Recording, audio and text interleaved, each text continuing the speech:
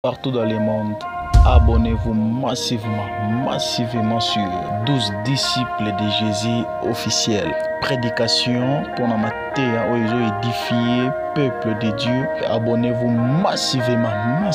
Musique chrétienne, dans l'adoration, et ça fait du bien aux autres musique chrétienne. Ils ont édifié Bisso. Né au sein de Bisso, to s'abonner massivement à la chaîne de Bisso Moko.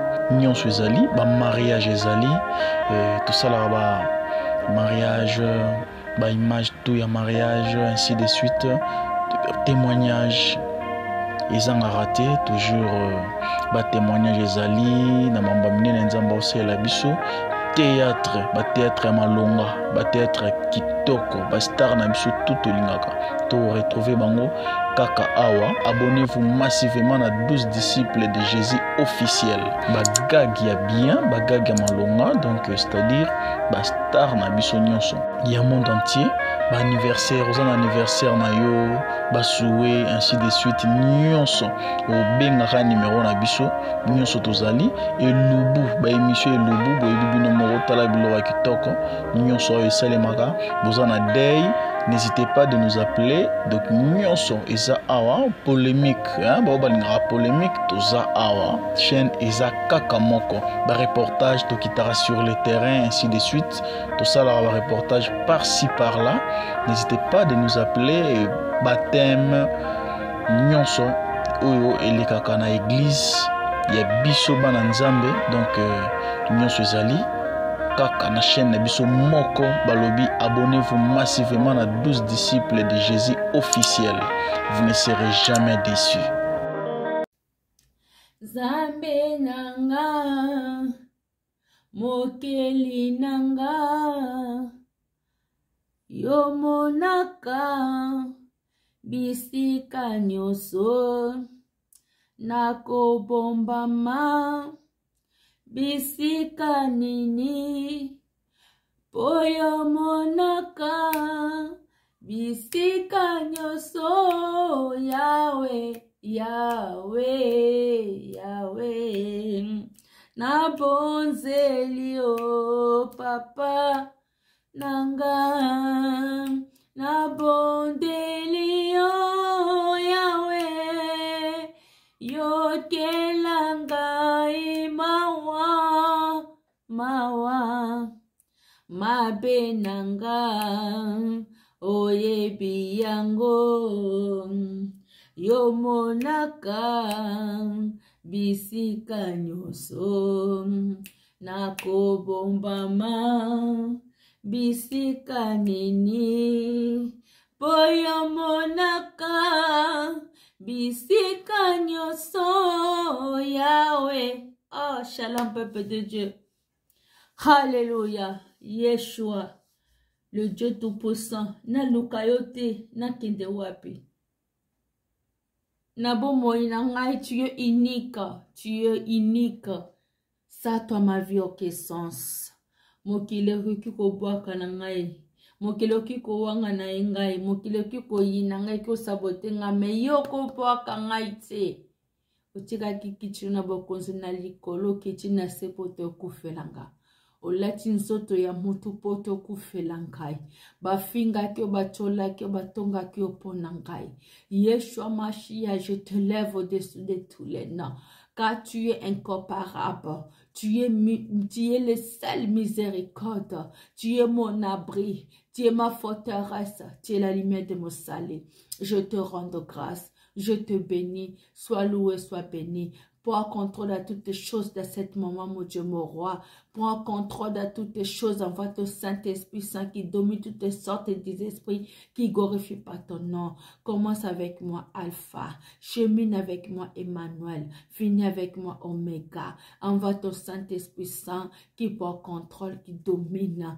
Seigneur, donne-moi l'esprit de sagesse, intelligence, esprit de discernement, par le nom tout-puissant, Seigneur Jésus-Christ. Laisse que moi je descende dans du monde. Et Yeshua, mon âme te dit merci. Sois loué, sois béni. Ton de Père, je te dis merci. Shalom, peuple de Dieu. Shalom, mes amours. Shalom, ma famille. Shalom, mes amis. Shalom à tous, à toutes, à tout le monde, à quel est que vous êtes en train de me suivre, à quel est que vous êtes en train de me regarder, à quel est que vous êtes en train de m'écouter. Parce que tout ça va être mon côté. Je salue tout le monde. Océanie, États-Unis, Afrique, Europe,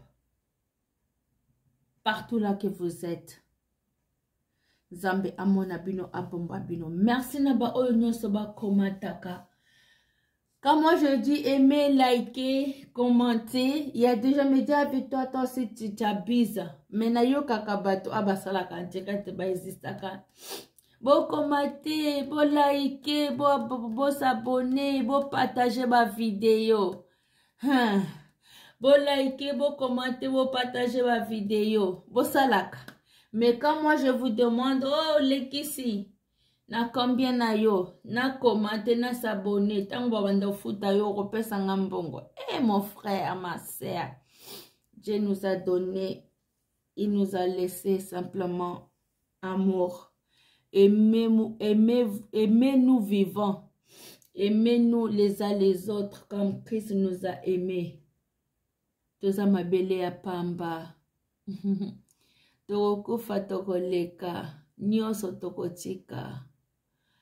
Alors, napesi bambote na ba oyanga nyoso o balandakanga. Surtout ba oyo ba komataka, o ba laika, ko ba patajaka. Partagez-vous s'il vous plaît. Pour nous abonner, c'est simple. Place kangonga wana la ya la croche. Au lieu ozelaka na partager la kayo na WhatsApp parce que j'ai plus de 600 et quelques de contacts, mais je le partage. Personne va partager, va liker, na tchaka même na ba statut na un truc. Au lieu que je vous partage des vidéos machin, abonnez-vous simplement, c'est gratuit. Dès que j'essaye de faire rentrer les vidéos directement et comme il pas na yo, au moins déjà que non, tout de suite au côté ici vidéo ya sika. Abonnez-vous. C'est gratuit, c'est gratos. Likez. Na pesi ba mbote na famille bagina ma famille bakowanga. Mbote na papa esika azali, mbote na bandeko na ngai nyonso pe ya soname la ma mère se retrouve. Na pesi ba mbote na ba oyanga ba courage akangai bisika nyonso bozali. Na monike na bandako sala bino mwa mukezo na lobi bona kochisi kumba moto parce que kalo dès le début nazo tika bino dès que botali ka boyoki ka kombo na bino mbala moko bolongo na bino botala vidéo china sukate parce que bozoyeba oyo 12 disciples azoloba 12 disciples à Jésus azoloba ezo na kaka déjà si c'était que nazo loba kombo ya mutu neti mikolo ya bate bele batomboki na internet hein? Alors là vous pouvez bien regarder mais quand vous avez mon exemple kampo ya bonzambe zamba lobi oya koyoka nga soni na tango ya suka nga pe na koyoka ye soni nous tous on peut pas le faire à tous des choses pareilles na sarabino chaque fois que no bomeka kotala bafima Moïse, bafima Jésus, bafima David, bafima ya Daniel, bafima ya Esther, bafima ceci. Boromona na motazo c'est la histoire na ye différent, bafima Jésus. Donc nous tous on peut pas être pareil. En fait là c'est sens là. Bon lelo nako kende mulaite parce que kaka na vidéo kaka volume moko. Na lingi na yebsa bino kaka nazana ba naza na vidéo te mais naza na ba audio et ya scandale moko parce que je peux pas kosala kokotisa vidéo wana na chaîne parce que biso boye ba koya ko comment dirais-je va venir nous bloquer des chaînes pour rien et je voulais simplement vous dire ceci. Je vais simplement koyoki sabino kaka mais na koti ya vidéo nate parce que c'est trop dégueulasse. Let's go. Bandeko nanga ya basi nengi na pesa simplement conseil. Bandeko nanga ya basi, bandeko nanga ya mibali, mes frères, mes sœurs, qu'on arrête un peu ce qu'on est en train de faire. L'heure est venue, il est déjà là. changer notre comportement, notre façon de vivre. Makambo mususu oyo tozo sala na vie ezo abuti nango na eloko moko te. Dieu nous a dit en Genèse, si je ne me trompe pas, Genèse 3, verset 18, si je ne me trompe pas. Dieu l'a dit, bozoka nga mukena so grippe ezo tungisa nga. Je pense qu'évidemment, on a quoi qui boyoka nina banda ki koloba grippe ezo tungisa ngai sikoyo ezo sala nga neti pema nazo loba moko nazo stopper parce que ezo sala ngai pema rime makasi ezo tungisa ngai yango na bo comprendre ezo sala ngai pema. Bon, que bozoka nazo kata muke pour vous comprendre. En fait, qu'est-ce que je voulais dire par là? La Bible nous dit ceci. Il y a beaucoup de gens qui disent ce qui était écrit sur la Bible. Oh, la Genèse, Ezali, Moïse, Moutouakoma yango. Bon, moi, tant que Bible, comme moi, je n'étais pas là, je n'étais pas connu, je n'étais pas là. Na botamine okuta nanga Bible. Je ne sais pas si je vais dire que Moïse, Moutouakoma qui histoire oyo na Genèse, mais apparemment en voyant la Genèse, c'est qui Adam et Ève, Moïse a quitté. Comment ça se fait que Moïse il a pris des connaissances à Rokoma, Makambolika n'a jamais été dedans. Bon, en bref, c'est pas cela qu'on est là. Naïna le baka simplement ceci, mon frère, ma soeur. Dieu a dit, l'homme quittera, il s'attachera à sa femme, et les deux, il viendra une seule chair. L'homme quittera son père et sa mère et s'attachera à sa femme et le deux, il viendra une seule chair. Quand Adam, il a vu Ève à jardin dedans, il a dit, oh, voici, cette fois-ci, l'os de mes os, on l'appellera femme. Adam, on appelle ça comme la femme. Ça qui nous embête. Bon, lelo, je comprends pas. Basi mibali to komindenge moko. Mobali azoye na société. Mwasi azoye na société na place na yaki mwasi. Mobali azoye na société na ki place na yaki mobali. Je comprends plus rien. Na sens ni nangina loba.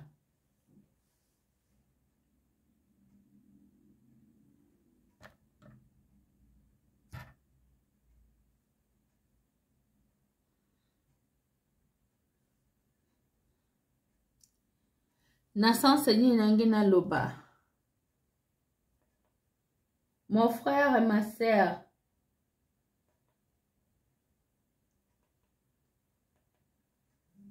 quand Dieu a créé le monde, il a vu tout était beau. Zamba kela ki biloko nyonso na sena mokilo yo, amona ki nyonso ezalaki bien. Kaka biso bata mokili. Deto ya ko bebisa mokili. Comment ça se fait que non? Obali mwasi na yo, ubimise limbongo. Mwasi yo obali ubimise limbongo. Na mbetu bozo lala, bozo fanda. Ndako bo fanda mbetu bo lala, mwasi mususu azo ya kotisi mobali mususu na kacha ndako. Boyo kaka ndenge bazo swana, je sais pas ce que koyoka na bien, mais moi na cha vidéo c'était parce que babanaki ko frapper vraiment mobile wana mabe vidéo lingaka YouTube lingaka ba makamba bongo te. Moi on m'a déjà beaucoup bloqué on m'a déjà beaucoup bloqué ba vidéo pour na bongo, mais je le mets simplement ce n'est que ce que koyoka na.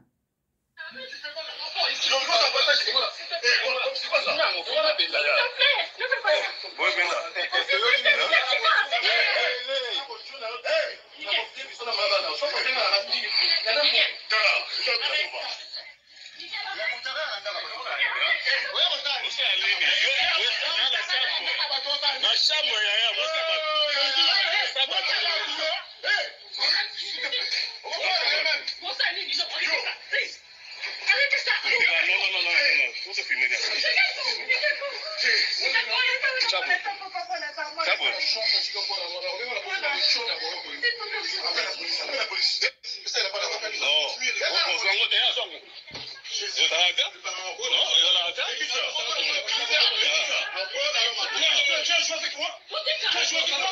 Non. Tu as joué avec moi, toi? Tu as joué avec moi?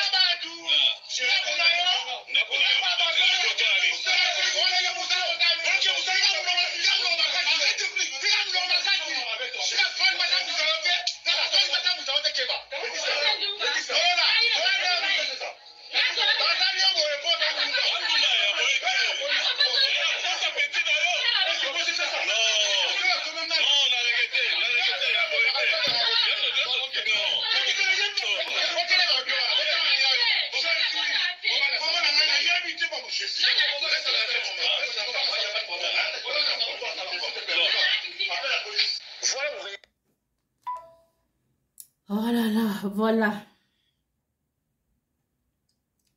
Voilà comment vie est compliquée.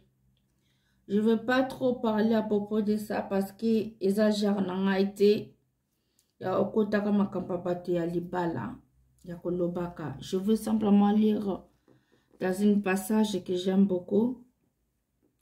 1 Corinthiens 13 par l'amour. Et verset 4. On y va. L'amour est patient. Il est plein de beauté. L'amour n'est point envié. L'amour ne se vante point. Il ne se flamme point d'orgueil.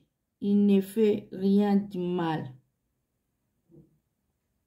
Honnêteté et ne cherche point son intérêt. Je m'arrête un peu là. Mon frère, ma soeur. En tout cas, franchement, vous allez, la Bible, dans 1 Corinthiens 13, verset 1 jusqu'à, je vais m'arrêter où. Là, je vous donne que si c'est possible. S'il vous plaît, jusqu'à 11. Moi, je m'arrête simplement là. L'amour ne périt jamais.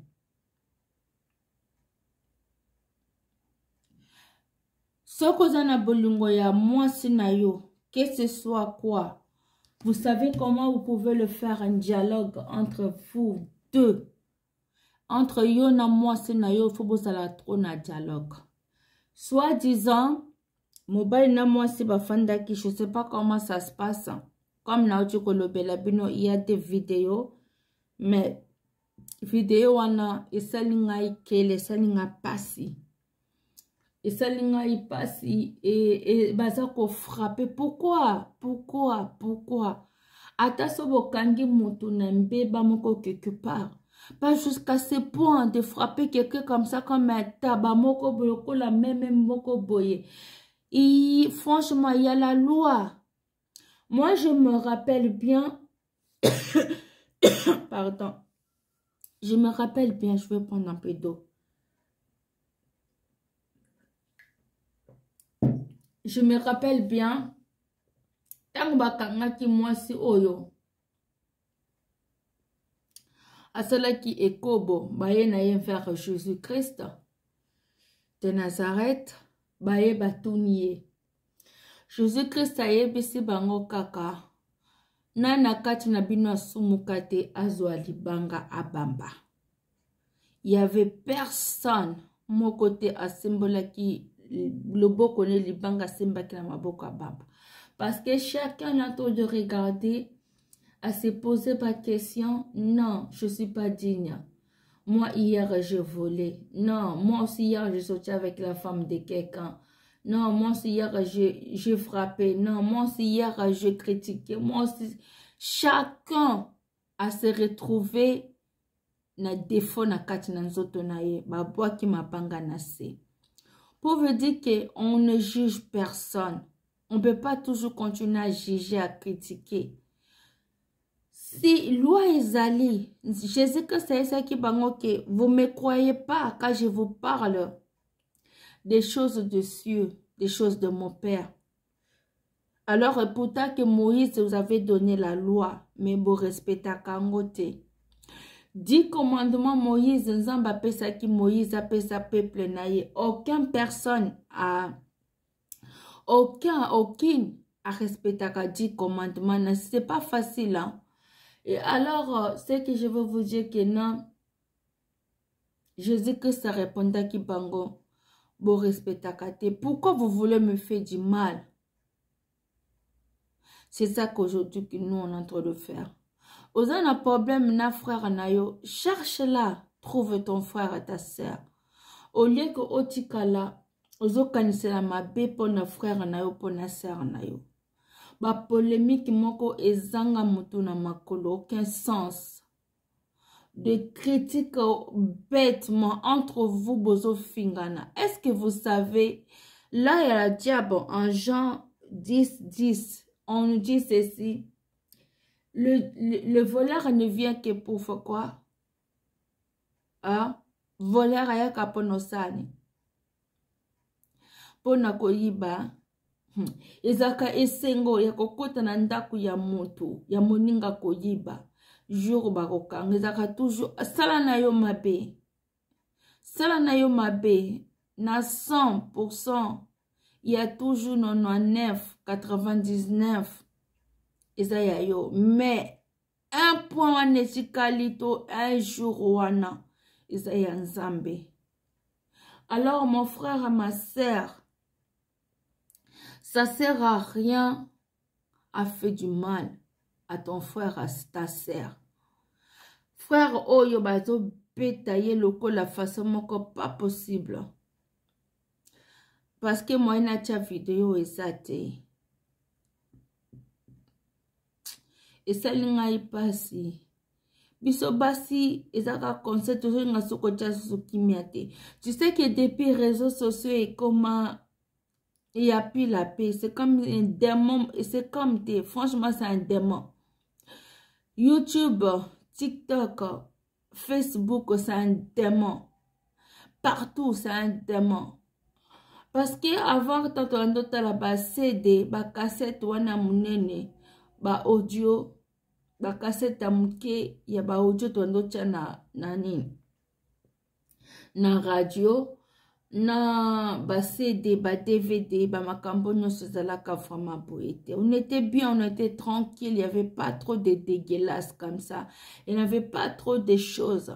Toi, tu fais rapport sexuel avec ta femme ou qui que ce soit, mais tu as tout publié vraiment. Est-ce que ozoye bate, tu te rends pas compte? Azana famille, azana bandoka basi, azana bandoka mibali, azana papa na maman baza vivant. Nous vivantes. Est-ce que au juste tout se rendra compte, nango, mon frère et ma sœur? Pourquoi ces comportements se dénettent, nous le peuple de Dieu, les enfants de Dieu? Quand je vous parle, il y a des enfants de Dieu, des enfants de Dieu. Nous tous, on n'est pas des enfants de Dieu.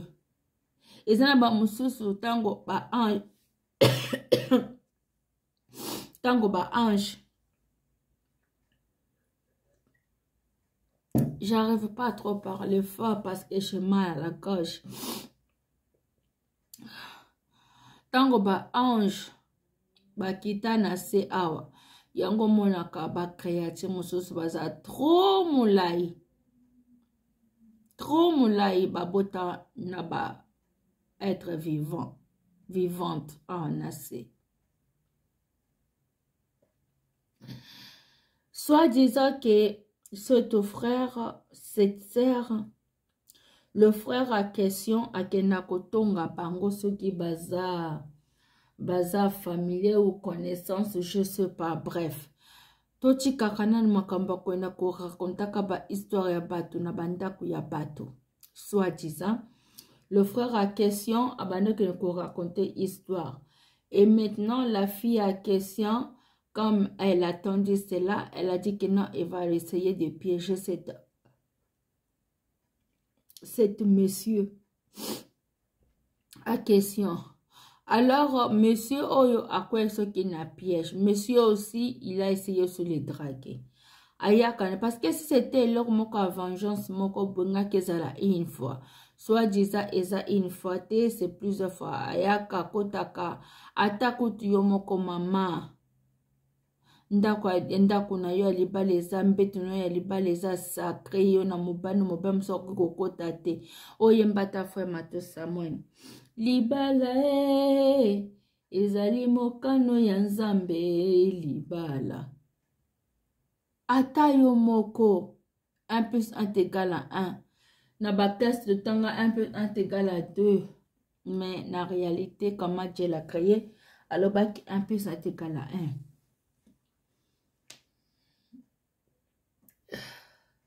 Mon frère Abimaka naye azongaka. C'est franchement, comme vous voyez comment j'entends de parler cette situation, j'ai pas l'habitude hein, et ça n'a vraiment bien été hein. Vous comprenez que nazo forcé parce que esa habitude n'a te ya koloba makanenge pesa ka conseil na ba mama nzoto na biso eza sacré. Pourquoi Nzambe asala mibali ya bango ezala libanda? Pourquoi Nzambe asala ya biso basi ezala na kati? Parce que biso basi ni tozala mutema ya kibo mama. Tozala na kati. Toyebi ndenge togardaka nzoto na biso. Comment on dit? Une femme sage bâtit sa maison. Na Proverbe 14 verset 1. Si je ne me trompe pas. Une femme sage bâtit sa maison. Il y a que toi, occuper sa dignité ya mobali na yo na oya yo moko. On n'achète pas la dignité de quelqu'un. On n'achète pas, mon frère, ma soeur. On n'achète pas. Moi, sinda yebi ndenge na, moi sinda tonga kandako. Quand on dit que la femme c'est une maîtresse, nakacha ndako, l'homme aza maître, ça veut dire que mobali aza naye maître, bien sûr, aza chef, bien sûr, mais mobali ce qui moi sinde aye bibilo ko nyonso za kanakacha ndako. Si moi sinde aye bandenga ko décorer ndako. Moi sinde ça bien sûr, mibali balamba kana bango, mais mobala ko kakana nyonso te moi s'il faut aider. Moi s'il faut ça ceci. Pourquoi Nzambe baki ke akosala une femme semblable à son mari? Quand on dit que c'est lui qui trouve, une femme trouve le bonheur. On dit pas femme, parce qu'il y a trop de femmes. Une femme trouve le bonheur. C'est la femme, c'est comment elle peut bâtir sa maison, qui peut conduire sa maison, qui peut diriger sa maison. C'est une femme qui sait comment elle peut le faire. Femme, ça kakate na comment dirais-je, na se na biso ya basi boskize nga na terme, parce que azana mabele, parce que azana lenga femme. Non, c'est pas ça.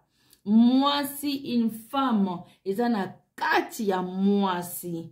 Comme on dit toujours que libanda eza nango trompeuse, libanda eza nango apparence, maintenant na kati. Est-ce que cette femme-là a vraiment une cœur qui peut supporter des choses? Est-ce que cette femme-là, elle a vraiment des comportements qui peut diriger son foyer? C'est ça là, ces conditions-là. Parce que mon pali, azanaye kaka comme ça. Mais moi, si nde aye barande ngaoki ko diriger, parce que Nzamba loba keke, il n'est pas bon que l'homme soit seul. Nzamba sala ki mobala chika ki mobala tali gauche à droite. Il a rien vu à Monica Kazaye moko l'été triste. Nzamba lalisi a longoli mopanzi na ye kote moko a créé mwasi na isaka bino plusieurs fois nzambe asala mobali na poussière na mabele biso asala biso na mabele te alongola mokoti ya mobali nde a créé biso yango mwasi soki asali eloko moko mabe nyonso na kati na ndako ebebi me mobali akoki kosala na ye mabe akoki kobebisa ekobeba te comme oyo mwasi soki asali parce que nous on a un truc na nzoto na biso oyo nzambe asali eza étrange eza vraiment que non je sais pas comment je peux vous expliquer cette situation parce que nous on garde tout oyebi biso tomemaka zemi pendant 9 mois biso moko nde tobotaka susu mibale biso moko nde tosalaka nyonso parce que on a c'est là que Dieu qui nous a donné tout garde nyonso ba mama to tikana ko sala ka bablo soki mobali wana abalio omona kike eza nango bien te ya kokende kobala. Tu n'étais pas encore prête à te marier. Pourquoi tu t'as accepté? Que ce soit ma fille, Jésus-Christ c'est ma fille à une façon nyonso. Jésus-Christ c'est ma chola à une façon nyonso. Jésus-Christ c'est ma critique à une façon nyonso. Mais aucun un jour à son qui ça est le comme. Pourquoi nous êtres humains on est toujours na façon moko boye? Je comprends plus rien. Le mal est comme le bien. Le bien est comme le mal. On n'arrive plus le faire trop du bien, on commence à faire trop de mal. C'est pour cela que tout nzambe alobaki tokoyeba koya ya mwana nzambe na babilembo. Babilembo o tozomona lelo ezali ezolasa que Jésus-Christ revient bientôt. Il y a beaucoup de gens qui disent depuis là kaka Jésus-Christ revient jusqu'à quand? Il revient bientôt. Change ta vie, mon frère. Change ta vie, ma sœur. Vous arrêtez un peu de faire des choses au ezali banal. Et le sexe, ça fait quoi? Ce que ça na mwasi na yumoko fanda na yemoko mobile moko fanda na yemoko. Hein? Sexe, ça veut dire et ça les nini toko kofa toko chikango toke no kopola toko sikoyo tano ozo sala awana sa mokilo eza muke. Siko tano ke no kosala kuna so toko kinale di tourment to na le di repos ozo yepate. Tu peux sa dignité quand même dans nzoto na biso. Basi to changer façon ya ko vivre na mibali na biso. Basi mibali pe boy bandenga ko sala nini ko fanda na basi na bino ba trompa kabinote. Basi pe fanda bien na bien pa trompa kabinote. Moi je veux pas trop parler à propos de ça boye binga bien par o batala kanga eza genre na ngata ko lobaka ba makambo yo mais il y aura des gens qui vont comme moi, je vais commencer simplement. Pour l'instant, je ne peux pas trop parler de ça parce que voilà quoi. Mais on parlera un jour, si Dieu peut m'asseoir là. Nangina le bakaka, ma maman, botika, bo changer façon na bino ya ko vivre. Na mi pali na bino na basi na bino ba papa. Nzambe apambola bino, shalom à tous, à tout le monde. Bako biso na bino nyonso, je vous aime. Na pesi bambote na nga na bato nyonso oyo balandaka ngai.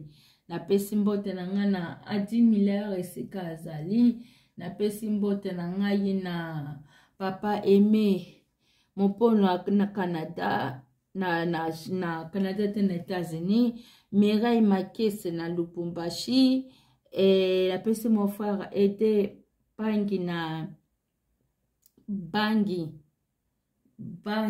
si je ne me trompe pas, na Afrique du Sud, na le baki utufona koma bakombo na bino na zalango na kaye pona talaka pona tanga kango bien. Bangi oui, bana pesi mbote na Peleta Fomo esika na gaso de disque na pesi Odette Sanduku esika na Espagne na pesi Yaya Marie wapi esika azali na Londres na pesi Igete Rita esika azali bote na pesi Rachel na Canada bote na pesi Deborah na pesi Randy la patronne na Chicago, na pesi batu nyonso esika oyo nyonso esika bozali, na pesi Niclette Bidir esika azali, na pesi Marine Soki nzo esika azali mbote, na pesi baoyanga nyonso mbote. Vous êtes tellement beaucoup bakombo mosusu ekimi nga parce que nazolinga nga sikopesa bambote na bato te o bakomataka te balaikaka te ekoma na force bato bokomonake na banda kotinda nga bino so balia te. Voilà, Nzambe apambola bino abatela bino apambola bino abatela bino. Je vous aime autant. Que Dieu vous bénisse. Merci Seigneur parce que tu as commencé avec moi. Alpha, tu as cheminé avec moi Emmanuel. Tu as fini avec moi Oméga. Je te rends de grâce, je te bénis. Merci pour toutes les bonnes choses de merveille. Sois loué, sois béni, sois manifesté. Papa, merci. Ah, nabosani, napesi papa nanga Patrick.